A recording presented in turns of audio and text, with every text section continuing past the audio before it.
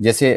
Brigadier صاحب نے بھی بات کی سوسائٹی کے حوالے سے کہ سوسائٹی کا بھی ایک زبردست کردار ہے کہ وہ بھی جو ہے وہ کردار ادا کرنے سے آپ سمجھتے ہیں کہ عام لوگوں کا ویجیلنٹ رہنا کتنا ضروری ہے کسی بھی دہشت گردی کو روکنے کے لیے؟ دیکھیں جیسے ابھی سر نے فرمایا کہ یہ سیکیورٹی سیفٹی علاقے کے اندر یہ کمبائنڈ رسپانسبلٹی ہے جس میں تمام سیکیورٹی ادارے بھی شامل ہیں اور وہ جو سویلین جو اس علاقے میں رہ رہے ہیں وہ بھی شامل ہیں۔ اب اگر اس علاقے کے اندر کوئی سویلین اپنے گھر میں لا کے کسی کو چھپا لیتا ہے، فیسیلیٹیٹ کرتا ہے، اپنی گاڑی اس کو دیتا ہے جس کو سارے لوگ جانتے ہیں کہ یہ فلاں صاحب کی گاڑی ہے اور یہ شہر میں پھر رہی ہے، تو بتائیے کہ اس کو تو پولیس بھی نہیں روکے گی، اس کو پولیس کو پتہ ہے کہ اچھا یہ جو فلاں صاحب کے یہاں کوئی بندہ رہ رہا ہے۔ تو یہ کمبائنڈ رسپانسبلٹی اسی وقت ہوتی ہے کہ جب ایوری سٹیزن جو ہے خود ویجیلنٹ رہے۔ آپ کو میں نے ابھی یہی بتایا کہ جیسے یہ انسیڈنٹ ہوا تو اس کے بعد پریونٹیو میجر لیے گئے کہ آگے ہم نے کیا کرنا، تو اس میں آپ دیکھیں کہ کرایہ دار کے لیے ایک سسٹم بنایا گیا، گیسٹ رومز میں جو لوگ ٹھہر رہے ہیں ان کا کمپلیٹ ریکارڈ مینٹین کرنے کا کہا گیا، ایس ایچ او کی اجازت کے بغیر کسی کو کرایہ دار نہ رکھنے کا آپ نے سسٹم بنایا۔ اس کا مقصد یہ تھا کہ لوگ فیسیلیٹیٹ جو کرتے ہیں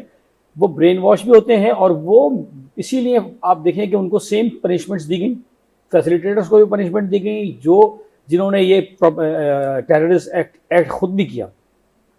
تو ویجیلنٹ رہنا تو بہت ضروری ہے، اور یہی آپ کو پتہ چل جاتا ہے، آپ علاقے میں رہتے ہیں، آپ کی گلی میں کوئی نیا بندہ آتا ہے، کوئی نئی گاڑی آتی ہے، کوئی الیگل امیگرینٹس رہ رہے ہیں، تو یہ ہماری اٹس اے سول رسپانسبلٹی کہ ہم اس کو بتائیں۔ نیکٹا نے 2 اپلیکیشنز اس پہ لانچ کی تھی، ایک تطہیر کے نام سے تھی اور ایک اور اسی طرح سے کوئی آگاہی اس طرح کے نام سے تھی، جس میں انہوں نے عوام کو یہی کہا کہ جناب اگر کوئی ایسی چیز ہوتی ہے آپ کو مشکوک نظر آتی ہے اپنے علاقے کے اندر اپنے محلے میں، تو آپ امیڈیٹلی ان دونوں اپلیکیشنز کے اوپر کمپلین رجسٹر کریں اور ہمیں بتائیں تاکہ ہم آ کے اس کو ویریفائی کر لیں گے۔ ہم کوئی آ کے اس کو اریسٹ نہیں کر رہے ہوتے ہیں، بس ہم اس کو کم از کم ویریفائی تو کریں گے، اگر اس کے اندر کوئی گڑبڑ ہوگی تو اس کو چیک کریں گے، اس کو کاؤنٹر کریں گے۔ تو یہ نیکٹا جو ہے یہ سارے جو بنائے ہیں ان کا مقصد بھی یہی ہے، اور پھر اسی نیکٹا کے اندر انہوں نے JID بنایا، جوائنٹ انویسٹیگیشن ڈائریکٹریٹ بنایا، جس میں بات کر رہے تھے کہ بھئی پولیس والے بھی ہیں، اس میں پاکستان کی تمام جو ایجنسیز ہیں ان کے نمائندے بھی ہیں، جیسے IB ہے، ISI ہے، FIA، سب لوگ ایک کمبائنڈ چھت کے روف ٹاپ کے نیچے بیٹھ کے اپنی انٹیلیجنس کو شیئر کرتے ہیں کہ ہماری یہ انٹیلیجنس رپورٹ ہے، آپ کی کیا ہے، اور پھر اس کے اوپر کمبائن ایک ایفرٹ بنائی جاتی ہے، پلان کرتے ہیں کہ ہم نے کو کس طرح سے پریونٹ کرنا ہے اس طرح کی کوئی چیز ہوتی ہے۔ اور اسی لیے آپ نے دیکھا کہ یہ انٹیلیجنس الرٹ جاری ہوتے ہیں کہ جی فلاں جگہ پر اس طرح کا کچھ ہونے والا ہے، تو ذرا اس کے لیے وہاں پہ لوگ محتاط ہو جائیں، فلاں ایریے میں لوگ نہ جائیں یا فلاں۔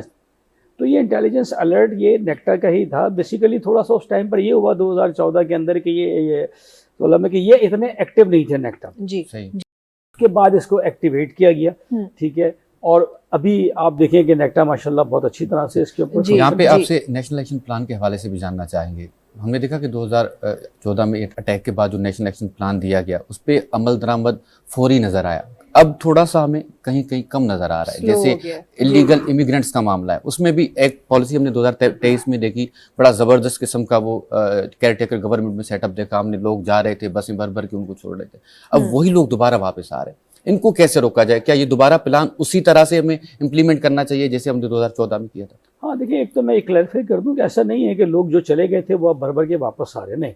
اب بغیر ڈاکومنٹیشن کے نہیں آ رہے۔ اس حادثے کے بعد آرمی نے ڈیسائیڈ کیا تھا کہ پوری افغان بارڈر پہ ہم فینسنگ کریں گے، ہم نے پوری افغان بارڈر پر الحمدللہ فینسنگ کر لی ہے، صرف وہ انٹری ایگزٹ پوائنٹس چھوڑے ہیں جس کے اوپر باقاعدہ گارڈ ہوتے ہیں جو ڈاکومنٹس چیک کرتے ہیں، جہاں سے امیگریشن ہوتی ہے کہ آپ ادھر سے ادھر جا سکتے ہیں۔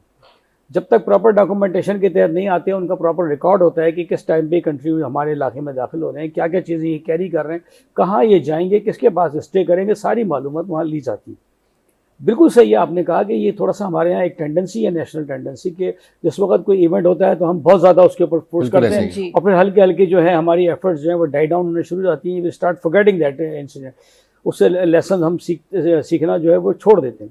لیکن اس کا جو نیپ جو بنا ہے، یعنی نیشنل ایکشن پلان جو آرمی نے بیٹھ کے بنایا، جس میں تمام آپ نے دیکھا کہ پولیٹیکل پارٹی سب ٹیبل پہ بیٹھی، تمام اسٹیک ہولڈرز موجود تھے،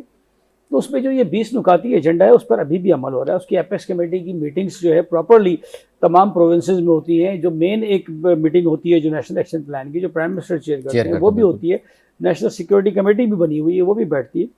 تو میں سمجھتا ہوں کہ ساری چیزیں ریوائیو ہو رہی ہیں، لیکن ڈیفینیٹلی عوام کو بھی نظروں سے تھوڑی سی اس لیے اوجھل ہیں کہ عوام کا فوکس چینج ہوتا رہتا ہے، پولیٹکس پہ چلا جاتا ہے کہ کسی پہ چلا جاتا ہے، لیکن الحمدللہ جو آپ کے سیکیورٹی